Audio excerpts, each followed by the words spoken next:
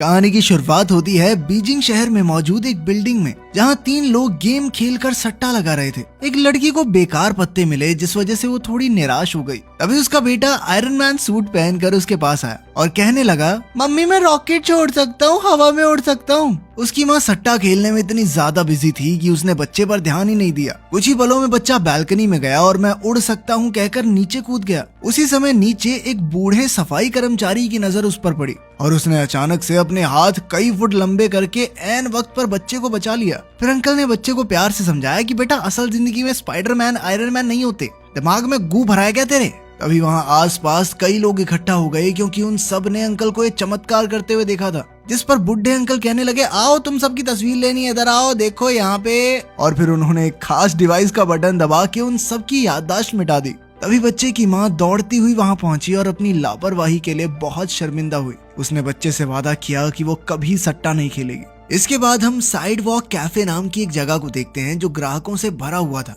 इतने समय तक कबाब का इंतजार करने की वजह से सभी कुक पर चिल्ला रहे थे। अब उस कुक से इतनी जोर जबरदस्ती बर्दाश्त नहीं हुई और उसने चुपके से काम जल्दी करने के लिए अपना हाथ ग्रिलर के नीचे रखकर अपनी हथेली पर ही आग जला दी, जिससे कबाब जल्दी जल्दी पकने लगे। इस आदमी का नाम था फायरमैन। फिर हम एक नाइट क्लब देखते हैं, जहाँ बढ़िया पार्टी चल रही थी। एक लड़की पोल पर डांस दिखाकर सबको लुभा रही थी, तो एक ठरकी आदमी अपनी जीभ बाहर निकाल के लड़की के पास जा पहुंचा। वो जानबूझकर चिपक चिपक कर नाचने की कोशिश कर रहा था, तो लड़की ने चुपके से पोल को हाथ लगाया, जिससे पोल में बिजली दौड़ने लगी और उस आदमी को बिजली का जबरदस्त झटका लगा। तो जाहिर सी बात है, इस लड़की का नाम है इलेक्ट्रिक गर्ल। इसके बाद हम सुपर हीरोज की टीम के एक और मेंबर को देखते हैं, जो एक आम से सिक्योरिटी गार्ड के भेस में था। एक लड़की की गाड़ी गड्ढे में फंस गई, तो उसने इधर उधर देखकर अपना हाथ गाड़ी पर रखा और अचानक वो लोहे में बदल गया। फिर उसने बड़ी आसानी से गाड़ी को पीछे से उठाकर गड्ढे से बाहर निकाल दिया। इस सुपर हीरो का नाम है आयरन आर्म। इसके बाद इन तीनों हीरोज को उनके लीडर फेरो का फोन आया। उसने कहा कि उसे खबर मिली है कि कुछ चोर आज म्यूजियम के पास चोरी करने वाले हैं। जल्द ही सुपर हीरोज की टीम वहां पहुंच गई और फिर चोर भी काली गाड़ी में अपने मिशन को अंजाम देने आ पहुंचे। उन्होंने सिक्योरिटी कैमरास को गोली से उड़ा दिया और फिर अपने हाई-फाई डिवाइसेस की मदद से सीवर का ढक्कन निकालने लगे। उन्होंने काफी देर तक कोशिश की और ढक्कन नहीं खुला, तो फिर आखिर में बम से उड़ा दिया। उन्हें देखते ही आयरन आर्म गुस्से में उन पर हमला करने वाला था, मगर फेरो ने उन्हें रुकने को कहा। वो चाहता था कि चोर पहले चोरी तो कर लें, ताकि उनके पास उन्हें गिरफ्तार करने की कोई ठोस वजह तो हो। लेकिन उसी समय अचानक एक और बंदा सुपरमैन की कॉस्ट्यूम पहन के गुलाटियां मारता हुआ वहां आ गया। उसका नाम था स्टिकी और फेरो ने हाल ही में उसे टीम में शामिल किया था, मगर उसने स्टिकी को आज के मिशन के लिए बुलाया ही नहीं था। लेकिन स्टिकी ने वहां आते ही चोरों पर हमला बोल दिया और अपने गोंद से भी ज्यादा चिपकू थूक से उन्हें रोकने लगा। तभी बाकी सुपर हीरोज ने भी बाहर आकर उसका साथ दिया और कुछ ही पलों में चोरों की सिट्टी पिट्टी गुम हो गई। तभी फेरो ने देखा कि एक चोर अब भी होश में था और उसने अपनी आंखों की शक्ति से उसे अपने वश में कर लिया, जिससे चोर को ऐसा लगने लगा कि फेरो उसका बाप है। चोर उसे देखते ही उसके पैरों में लेट गया और अपने जुर्म की माफी मांगने लगा। उसने बताया कि वो ये सीवर का ढक्कन इसलिए चुरा रहे थे ताकि एक बहुत अमीर बिजनेसमैन को बेच सकें। उस आदमी को टैंक्स की सुरक्षा के लिए मजबूत लोहे की जरूरत थी और चाइनीज सीवर के ढक्कन तो ऐसे होते हैं कि गोलियां भी आर पार नहीं होती उनके। खैर, ये सुनने के बाद फेरो ने अपने डिवाइस से सभी चोरों की याददाश्त मिटा दी। अब स्टिकी सोच रहा था कि उसकी बहादुरी के लिए फेरो उसकी तारीफ करेगा, लेकिन फेरो ने तो उसे डांटना शुरू कर दिया, क्योंकि वो बिना बताए इस प्लान में घुस गया था और उसकी वजह से सब कुछ चौपट हो सकता था। इसके बाद फेरो को कमिश्नर का फोन आया। कमिश्नर ने मिशन पूरा करने के लिए फेरो का धन्यवाद किया, क्योंकि आज उसकी वजह से सीवर का ढक्कन चुराने वाली गैंग का पर्दाफाश हो पाया है। आखिरकार मिशन पूरा होने के बाद फेरो ने अपने नए सुपर हीरो स्टिकी को अपने ऑफिस में बुलाकर बाकी सबसे मिलवाया। फेरो ने सबको बताया कि बचपन में फेविकोल पी गया था ये, जिसके बाद उसके शरीर में अजीबोगरीब रिएक्शन होने लगे और फिर बड़ा होकर उसका पसीना, थूक और पेशाब सब कुछ चिपकू हो गया। इसके बाद स्टिकी ने सबके सामने अपनी शक्तियों की नुमाइश की और उसे लग रहा था कि वो सबसे बेहतर है। लेकिन जैसे ही वो आयरन आर्म के सामने पहुंचा, तो आयरन आर्म ने उसे अपनी असली जगह दिखा दी। उसने स्टिकी का हाथ पकड़कर उसे एक ही पल में एक कोने से दूसरे में फेंक दिया। खैर, बाद में हम देखते हैं कि फेरो ने उसे एक नौकरी दिलवाई, क्योंकि उसे सुपर हीरो बनने के लिए एक आम इंसान बनकर रहना होगा, ताकि किसी को उस पर शक न हो। ये उनकी टीम का इकलौता रूल था। फेरो ने उसे डिलीवरी बॉय की नौकरी दी, तो स्टिकी ने कहा कि वो कोई ढंग की नौकरी करना चाहता है, मगर फेरो नहीं माना और स्टिकी को ना चाहते हुए भी पूरा दिन पार्सल डिलीवर करने पड़े।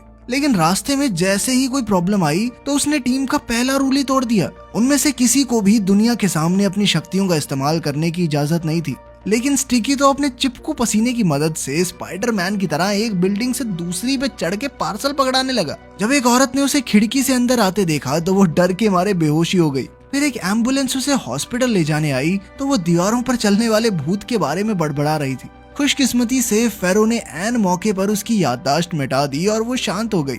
इसके बाद हम 7 नाम की एक बहुत बड़ी कंपनी को देखते हैं, जहाँ का डायरेक्टर अपने इन्वेस्टर्स से मीटिंग कर रहा था। डायरेक्टर का नाम था चैंग और उसने अपने इन्वेस्टर्स को डॉक्टर बिल नाम के एक जवान साइंटिस्ट से मिलवाया। डॉक्टर बिल ने एक खास किस्म के क्लोनिंग कंपाउंड का आविष्कार किया था। बिल ने अपने इन्वेस्टर्स को आविष्कार के बारे में बताते हुए कहा कि उसकी टेक्निक से आप कुछ ही पलों में किसी भी चीज का क्लोन बना सकते हैं। फिर उसने इसका नमूना दिखाते हुए एक संतरे में इंजेक्शन लगाया और वो अपने आप बड़ा होने लगा। कुछ ही पलों में एक संतरे से 2 संतरे बन गए, जिसे देखकर सभी इम्प्रेस हो गए, यहाँ तक कि दोनों संतरों का स्वाद भी बिल्कुल वैसा ही था। तब इन्वेस्टर्स ने खुश होकर डायरेक्टर से वादा किया कि वो इस प्रोजेक्ट में पैसा जरूर लगाएंगे। इस बात से चैंग बेहद खुश था और उसने बिल से कहा कि जल्द ही वो साइंस मैगजीन के कवर पर होगा। वहीं दूसरी ओर हम देखते हैं कि फेरो स्टिकी की क्लास लगा रहा था कि उसने सबके सामने अपनी शक्तियों का इस्तेमाल कैसे किया।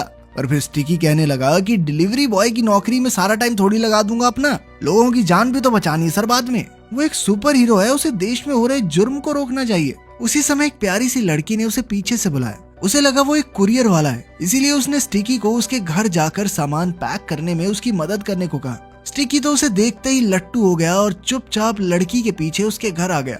लड़की ने उसे काम समझाया और फिर अपने फोन पर लाइव स्ट्रीमिंग करने लग गई। तब पता चला कि उस लड़की का नाम जाओ है, जो कि एक काफी मशहूर व्लॉगर है। खैर फिर स्टिकी बाथरूम में हल्का हो रहा था तो अचानक उसकी नजर एक कॉकरोच पर पड़ी और वो बुरी तरह डर गया। इसी वजह से उसका चिपकू पेशाब सारे फर्श पर बिखर गया और साथ ही उसके हाथों पर भी लग गया। इधर उसके पैर भी जमीन से चिपके हुए थे, तो उन्हें निकालने के चक्कर में जैसे ही वो नीचे गिरने लगा तो उसने वहाँ सूख रहे लड़की के अंडरगारमेंट्स पकड़ लिए। जब जाओ को बाथरूम से आवाजें आई तो वो वहाँ पहुंची। उसने देखा कि ये साला डिलीवरी वाला अपने हाथ में मेरी ब्रा चिपका के बैठा है। इससे जाओ को लगने लगा कि किस लुच्चे को घर पे ले आई मैं। स्टिकी ने उसे समझाने की कोशिश की पर अचानक जाओ का पैर मुड़ गया और वो नीचे गिरने वाली थी कि स्टिकी ने उसे अपनी बाहों में ले लिया, जिससे जाओ की शर्ट भी उसके हाथों से चिपक कर उतर गई। इधर उसकी लाइव स्ट्रीम पर उसका अंग प्रदर्शन हो गया, जिससे बेचारी जाओ को बहुत शर्मिंदा होना पड़ा।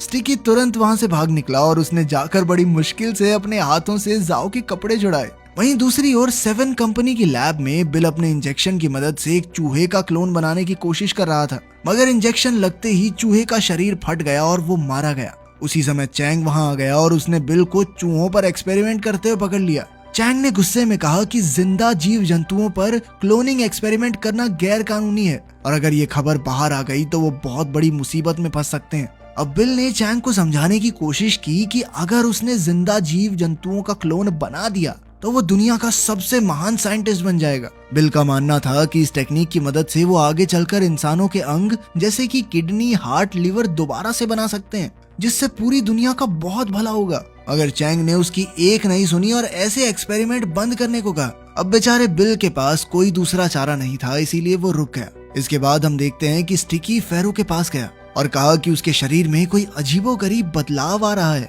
क्योंकि आज से पहले वो अपने ही चिपकू पेशाब की वजह से किसी से चिपका नहीं था। तब फेरो ने उसे एक बिस्तर पर बांध दिया और फिर समझाया कि ये उसके स्ट्रेस की वजह से हुआ है। जब उसका एड्रेनलिन बहुत बढ़ जाता है तो वो अपनी शक्तियों पर काबू नहीं कर पाता। फेरो ने कहा कि बस मैं तुम्हारे शरीर पे छोटा सा कट लगाऊंगा और सब ठीक हो जाएगा। स्टिकी एक बार को मान भी जाता, पर फिर उसने देखा कि फेरो का इशारा उसके हथियार की तरफ था और वो डर के मारे चिल्लाने लगा, साले बुड्ढे कहाँ पे कट लगाएगा तू। खैर फेरो ने समझाया कि नहीं वैसा कुछ नहीं है बेटा, हाथ पे हथेली पे कट लगाऊंगा मैं। खैर सर्जरी के बाद स्टिकी के हाथ बिल्कुल पहले जैसे हो गए और अब उसने अपने लिए एक नया सुपर सूट बनाया और अपनी शक्तियों को काबू करना सीखा।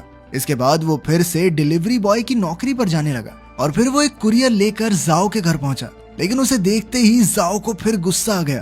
तब स्टिकी ने जाओ को शांत करते हुए उसके अंडरगारमेंट्स लौटा दिए और कहा कि उसने इन्हें अच्छे से धो दिया है। लेकिन फिर जब जाओ ने बक्सा खोला तो उसमें एक नंगे आदमी का पुतला था, जिसे देखकर वो आग बबूला हो गई। वो स्टिकी को पीटने लग गई कि नहीं सुधरेगा तो लुच्चे, बताऊं तुझे।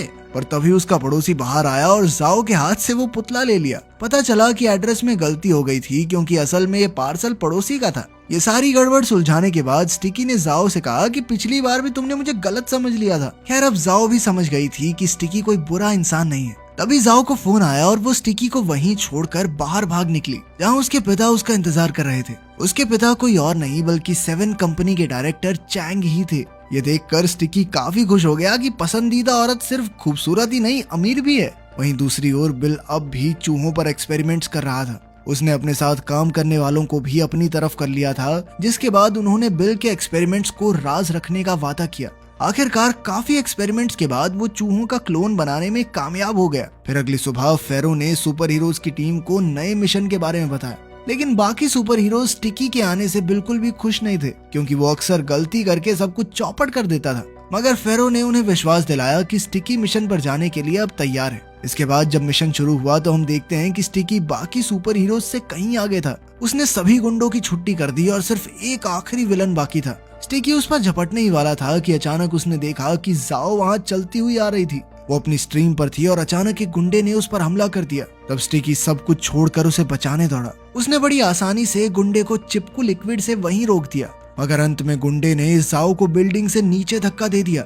लेकिन स्टिकी ने ऐन वक्त पर उसके पीछे कूदकर उसे अपनी बाहों में ले लिया और उसकी जान बचाई। ये सब देखकर जाओ तो बेहद इम्प्रेस हो गई और उसने सुपर हीरो का नाम पूछा। लेकिन उसी समय फेरो ने उसकी याददाश्त मिटा दी, जिससे जाओ को लगा कि यहाँ किसी 3rd क्लास फिल्म की शूटिंग चल रही है, जिसे अनोखी फिल्म्स वाले थोड़े टाइम में लोगों को दिखाएंगे। जब वो घर लौटी तो उसकी दोस्त ने उसे फोन करके पूछा कि उसके साथ क्या हो रहा है। तब ये खुलासा होता है कि जो कुछ भी वहाँ हुआ वो सब जाओ की लाइव स्ट्रीम पर रिकॉर्ड हो गया था, और जब टीवी पर उसने ये फुटेज देखी तो उसे सब कुछ याद आ गया। इस नए सुपर हीरो की खबर सारी दुनिया में आग की तरह फैल गई और स्टिकी रातों रात मशहूर हो गया। सारे सेलिब्रिटीज उसी के बारे में बातें कर रहे थे और अब तो उसकी तारीफ में गाने तक बन रहे थे। ये सब देखकर फेरो बहुत गुस्से में था, लेकिन तभी कमिश्नर ने उसे फोन करके कहा कि अब जो हो गया हो गया। अब उन्हें स्टिकी को ही एक सेलिब्रिटी सुपर हीरो बनाए रखना होगा, ताकि सबका ध्यान उस पर रहे और बाकी सुपर हीरोज अपना काम आसानी से कर सकें।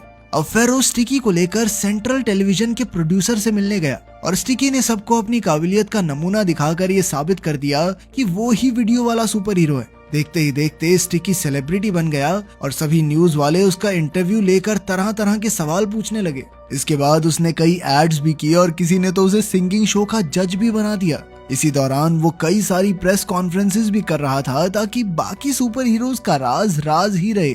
उसने दावा किया कि आज तक लोगों को मुसीबत से बचाने वाले जो भी चमत्कार हुए हैं उसके पीछे उसका ही हाथ है। जब आयरन आर्म ने ये खबर देखी तो वो गुस्से से लाल हो गया, क्योंकि ये कल का आया लड़का उनकी सारी मेहनत का क्रेडिट खुद ले जा रहा है। लेकिन धीरे धीरे स्टिकी की मुसीबतें बढ़नी शुरू हो गई, क्योंकि उसकी असलियत बाहर आने से आम लोगों के साथ साथ गुंडे भी उसे पहचानने लगे थे। एक बार तो एक आदमी ने जानबूझकर चोरी करने का नाटक किया और जब स्टिकी ने उसे पकड़ लिया और सभी लोगों का ध्यान उस पर आया तो अपने स्टोर की ऐड करने लग गया। इसके बाद कुछ लोगों ने नकली हमले का नाटक किया ताकि स्टिकी उन्हें बचाने आए और वो उससे मिल सकें। अब स्टिकी एक कॉन्फ्रेंस में जाने से पहले फेरो के साथ बैठा था, तो उसने फेरो से शिकायत की कि उसके मशहूर होने के बाद से ये सब गड़बड़ हो रही है। तभी हम देखते हैं कि जाओ भीड़ को चीरती हुई स्टिकी की तरफ भाग रही थी। वो तो स्टिकी के प्यार में पागल हो चुकी थी और वो सिक्योरिटी गार्ड्स के भी हाथ नहीं आई। तभी अपना आयरन मैन सिक्योरिटी यूनिफॉर्म पहने स्टिकी के पास पहुंचा और उसे बुरी तरह पीटने लगा, क्योंकि स्टिकी ने टीवी पर सारे मिशन का क्रेडिट खुद को दे दिया था। अब उसे चुप कराने के लिए स्टिकी ने उसके होठों पर चिपकू लिक्विड गिरा दिया। उसी समय जाओ ने कमरे का दरवाजा खोला, जिसका धक्का लगने से स्टिकी के होठ आयरन मैन के होठों से जा चिपके। जब जाओ ने उन दोनों को होठ से होठ चिपकाए देखा तो उसे लगा कि स्टिकी तो गे है और वो रोते रोते वहाँ से भाग गई। अब स्टिकी जैसे तैसे खुद को छुड़ाकर कुरियर बॉय के रूप में जाओ के पास गया और उसे समझाने की कोशिश की। उसने कहानी बनाई कि वो स्टिकी को अच्छे से जानता है और अगर जाओ चाहे तो वो उसे मिलवा भी देगा। उसने जाओ को यकीन दिलाया कि स्टिकी गे नहीं है और उसे कोई गलतफहमी हुई होगी। ये सुनकर जाओ ने एक्साइटमेंट में उसे गले लगा लिया। इसके बाद हम 7 कंपनी का ऑफिस देखते हैं, जहां डायरेक्टर के असिस्टेंट को कूड़े के ढेर से एक टेस्ट ट्यूब मिली। उसने तुरंत ही इसकी खबर चैंग को दी और चैंग गुस्से में सीधा बिल के पास पहुंचा। वो बिल पर खूब चिल्लाया और उसे नौकरी से निकालने की धमकी दी, मगर बिल ने तो सारे स्टाफ को पहले ही अपनी तरफ कर लिया था। उसने स्टाफ को हुक्म देकर डायरेक्टर और उसके असिस्टेंट को बंदी बना लिया और कहा कि अब इस क्लोनिंग कंपाउंड का इंसानों पर एक्सपेरिमेंट करने का समय आ गया है। पहले उसने असिस्टेंट को इस ड्रग का इंजेक्शन दिया और कुछ ही पलों में धमाके से उसका शरीर फट गया। अब बिल इस पूरे एक्सपेरिमेंट का डाटा एनालाइज करना चाहता था, मगर चैंग ने उसी वक्त अपने फोन से डेटाबेस लॉक कर दिया। तब बिल ने अपने गुंडों को हुक्म देकर चैंग की बेटी जाओ को पकड़कर लाने को कहा।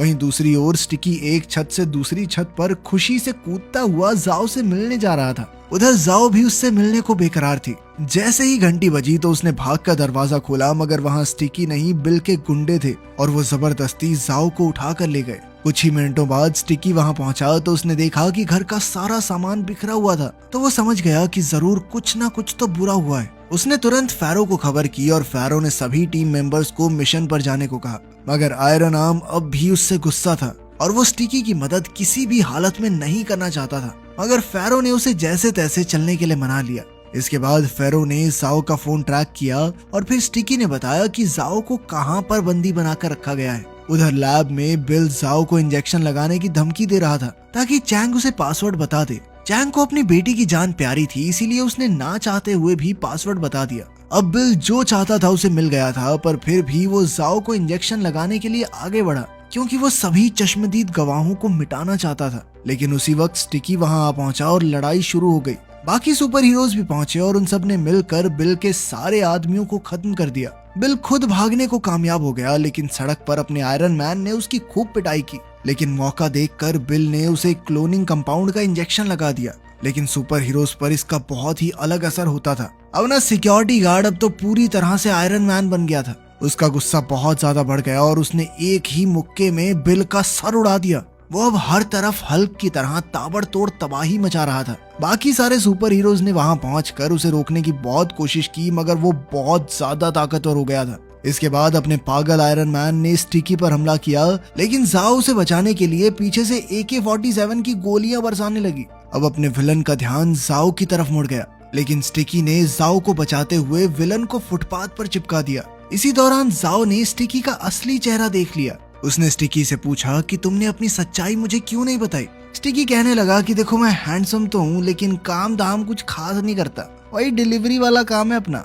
जिस पर जाओ ने जवाब दिया कि तू चुप हो जा, तेरी शक्ल भी गंदी है। लेकिन फिर भी उसे स्टिकी पसंद था और उसके डिलीवरी वाला होने से कोई फर्क नहीं पड़ता। खैर इस दौरान अपने विलन ने खुद को सड़क से छुड़ा लिया और फेरो की तरफ बढ़ने लगा। अब सारे सुपर हीरोज अपनी ताकत स्टिकी के अंदर डालकर एक आखिरी हमले के लिए तैयार हो गए, जिसने एक आग, बिजली, टेलीपैथिक चिपका चिप की बीम निकाली, जिसने अपने सस्ते आयरन मैन का मेटेलिक शेल तोड़ दिया और वो फिर से पहले की तरह नॉर्मल हो गया। आयरन मैन बच गया, अपने हीरो का घर भी बस गया और क्या ही चाहिए। मिलते हैं अगली वीडियो में।